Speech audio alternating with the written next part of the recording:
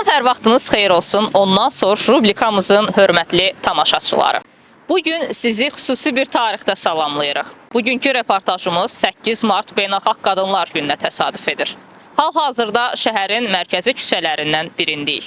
Gəlin şəhər sakinlərinə 8 Martda ən çox hansı hədiyyəni almaq istərdiniz sualı ilə müraciət edək. Bizim ən böyük hədiyyəmiz ailəmizdir. Qadına gül yaraşır. Çox istərdim ki, tulpan gülü hədiyyə olsun. Hər bir qadının xoşbəxtliyi, yəni güldədir. Ən dəyərli məncə bir xanım üçün güldür.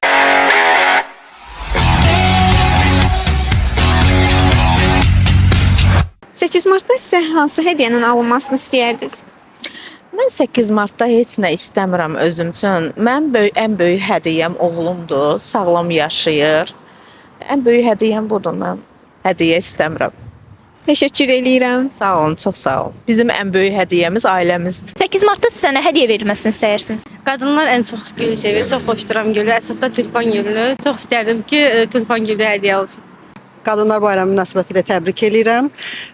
Qadınlar özləri gül olduğuna görə, elə gül olsa hədiyyə lap gözəl olardı. Allah hamısını qorusun, dünyamızı salamat eləsin. Birinci qadına gül yaraşır, 8 Martda gül vermək, sonra da ətir.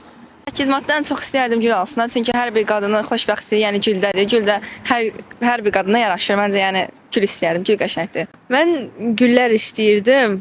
Mən gülləri çox sevirəm, məni çox sevindirirlər.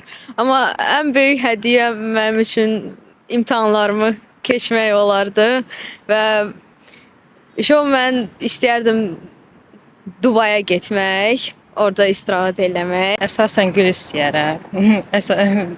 Tulpan fikirdir. Başqa da bir şey olmaz. Ən dəyərli məncə bir xanım üçün güldür.